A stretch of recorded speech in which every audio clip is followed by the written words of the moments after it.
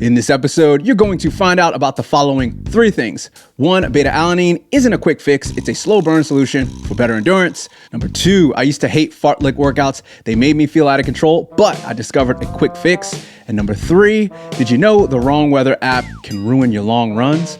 Well, I'm going to answer that in a second. Yes, we're going deep into the woods yet again on things that I'm using to help me get 1% better each day, because that's what I'm all about. That's what we're all about here at the 1% Better Runner. Who am I? Well, I'm Darren D-Leg Runs, certified running and nutrition coach, sub 3-hour marathoner, 10-hour Ironman finisher, and since 2012, I've been coaching other self-coach runners, researching and experimenting on how to better myself 1% each day. And unlike other running brands, we don't do the quick fixes. No. Instead, the 1% Better Runner transforms you through step-by-step daily habit improvements, all so that you, yes you, runner, can live a doper run life. Before we start, full transparency, I was not paid to talk about any of these products or brands, and I am just all about that 1% improvement that I uncover, and I want to pass all of those on to you because they're like little tokens or pebbles, like penguins giving you pebbles. It's a thing, look it up. Let's get into it.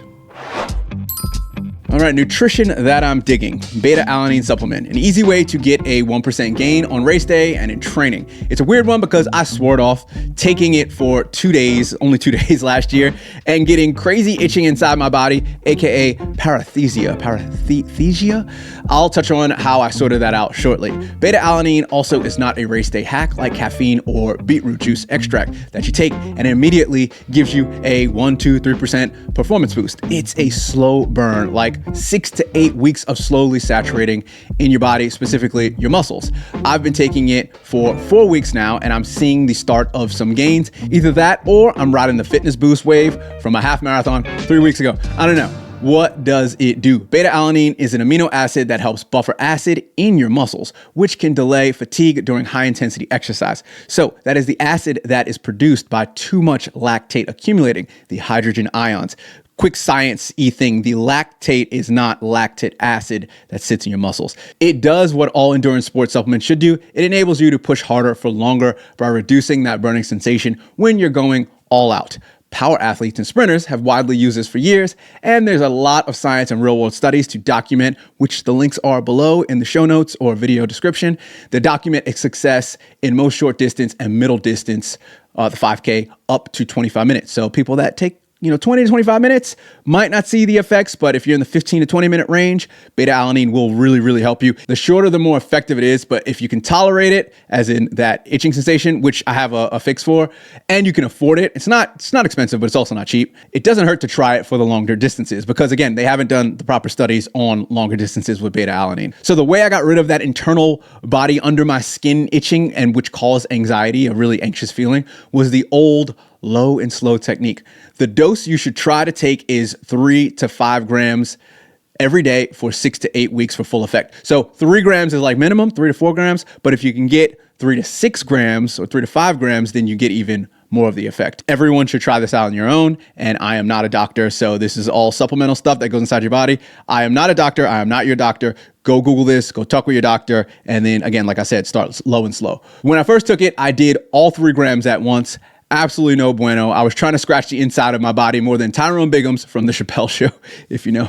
I heard on the Huberman Labs podcast with sports scientist genius Andy Galpin, Dr. Andy Galpin, that if you get the itching sensation, the paresthesia, take a little bit for a few days and then slowly work your way up to 3 grams or more. And I was like, no way. I could see with confidence it works, 0 itching. Well, not really, and I'll talk about that in a second. There's a bit of tingling in my mouth, but it lasts for 10 seconds, so it's around my lips. And that actually only lasted for a week or two. So it basically, the tingling sensation goes away as you slowly kind of dose more and saturate your body more with it. That's the genius to it. So I do get a tiny bit of general, like I'm on edge, but it subsides after about 10-15 minutes. And what I found is to take this with my protein powder, with my creatine, whey protein, and my collagen. I have a lot of stuff going on here.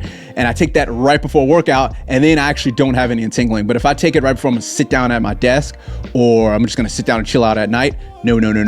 I still get this kind of anxious feeling, and I've actually been taking it for about 3 or 4 weeks. So take it right before you work out. There you go, nice little hack. So yeah, back to how I did it. I slowly upped the size from 0.5 grams, so half a gram, to 1 gram over the course of 1 week, then 2 grams over the course of 1 week, and then 3 grams on the third week. So basically ramping up. And now I'm at 5 grams per day. And sometimes I'll do 4 grams in the morning and then 2 grams in the afternoon. You cannot saturate this in phases in the beginning, like weightlifters that would do this, bodybuilders, powerlifters would do this with creatine, where the first week or 2 weeks, they saturate at like 15, 20 grams instead of the normal 5 grams, and then they taper down the 5 grams. Do not do this with that. So from my research, unlike creatine, beta-alanine doesn't have a quick loading phase. It would be best if you took it consistently for a while to see results.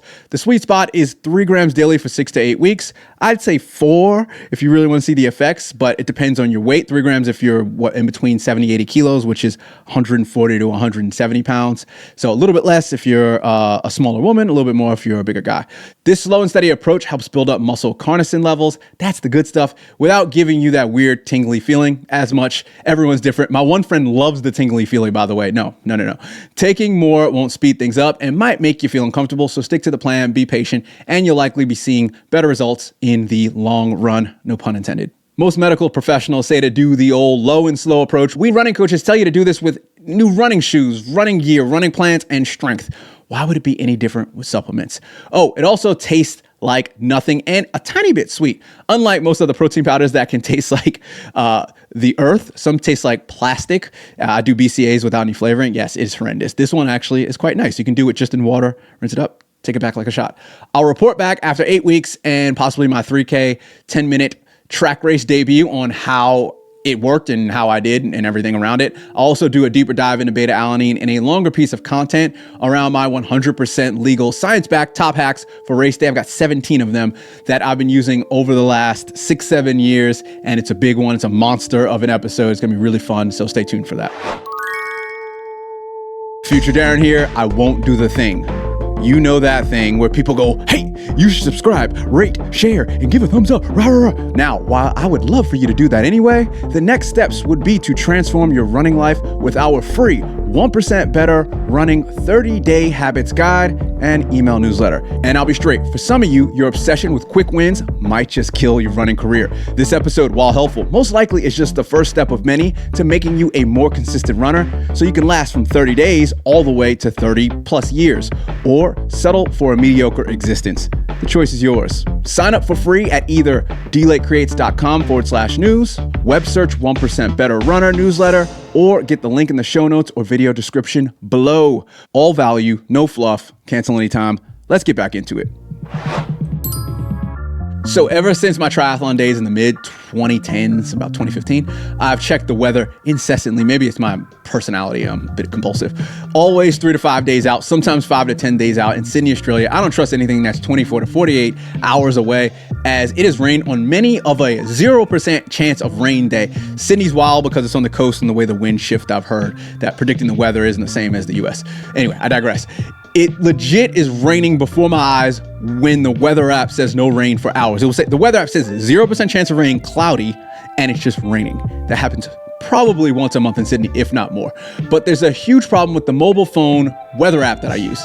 It's usually wrong. Not 1 to 2 degrees wrong. I mean 5 to 10 degrees Fahrenheit, 3 to 6 degrees Celsius off. Wrong, absolutely wrong.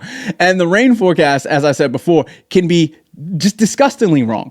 How it's helping me, this app. Ignoring my obsessive compulsive tendencies of controlling everything, checking the weather informs my training plan. I speak to many runners I coach, advise, and they don't check the weather and instead get a rude awakening when they suit up and look outside to see cold, soggy weather before a 2-hour-long run. In the off season, when I'm cross-training more, I'm always moving workouts and asking myself if I should do a swim on this warm day or harden up and bike out in the downpour. I don't do that as much. Soft people don't do hard things. I'm soft in that instance. I have done my fair share of running, swimming, and cycling in horrendous weather, cold, downpours, ice, snow. So I'm good. I've done it already. Looking ahead helps me with gear planning and with commuting. I don't have a car, and I can get my rain gear, etc. Why I am using this. So the secret sauce in the basic AF government one is that it has all these data points. For some reason, weather.com, a US company, powers Yahoo Weather.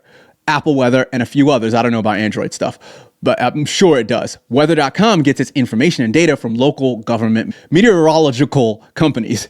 I don't get how it can be so inaccurate, but maybe they are playing telephone and the message gets distorted as it gets passed along the way to our smartphones. I don't know. It also has a 1/10 of a decimal place of the temperature. I don't know why I love that so much, as the difference between 18.4 and 18 degrees Celsius, which is 65 to 67 Fahrenheit, is negligible to most humans. I still like the accuracy. Again, maybe the obsessive compulsive ways of my brain. If I'm using data, God damn it, it should be accurate and clean as it can be. I think most countries have their own weather apps. If you're in the United States, the National Weather Service, NSW, has an app at weather.gov. A few other countries are actually in the link below that I'll put in the show notes also. And weather.com isn't the only player in the game. So try your country's, I don't know where you are, but try your country's weather app. It might be amazing, or it might be SHIT. Who knows? Try it out though. And last, the workout I'm doing for the first time. Fartlek, kinda. Yeah, the Swedish word for speed play. I'm sure you're like, dude, really? But hear me out. I found that I personally hate Fartlek, or hate's a strong word. I dislike it because of the lack of structure. I'll blame it on my ADHD and obsessive compulsive tendencies. Again, you've heard that. I'm airing out all the laundry. While I'll be the first to admit I'm a control freak, I'm working on it. It's more so that my brain doesn't spin out of control with the infinite possibilities. Fartlek, the options are unlimited, and that is a recipe for anxiety for me. Think about it. Go out and run randomly. This is how you're supposed to do Fartlek. Go out and run randomly fast and randomly slow for different durations and intensities. But how? I'm already confused saying that sentence. So instead of just doing a Fartlek, which has 0 boundaries, I now do a structured Fartlek: potato, tomato, hover. It usually has an input or end goal. So this is semantics right now. I might be slicing things in, different ways and still calling it half a dozen, 6 one way, blah, blah, blah. The structured Fartlek usually has an input or an end goal. If it's a Fartlek between base and race period, the structured Fartlek, then I'll do shorter stuff and try to get about 10 to 12 minutes of fast running total until I feel fatigued or like I got to work out. So that would most likely be in the VO2 max range and probably even higher anaerobic zones, Z4, Z5, effort, heart rate, pace, depending on what you're measuring, power. I'll then rest until I feel recovered or whenever the road is safe, so lights, etc., even surfaces not slippery, and go again. It's kind of fun to do the short structured Fartlek stuff in the trails too. I've also prescribed structured Fartlek to some of my runners that I coach to give them a sense of direction, as they can easily do it wrong. The Fartlek stuff, if I just go do a Fartlek, they can overcook themselves, injure themselves, etc. But I think there is no wrong or right with Fartlek from what I've heard. I just don't like it because, again, it's a bit too hairy at the edges. Not really a fan. After doing 2 of these, I can say that I don't hate them. I don't hate the structured Fartlek, so I don't hate Fartlek as much. I don't love it, but again, I don't hate it. Right tool, right job.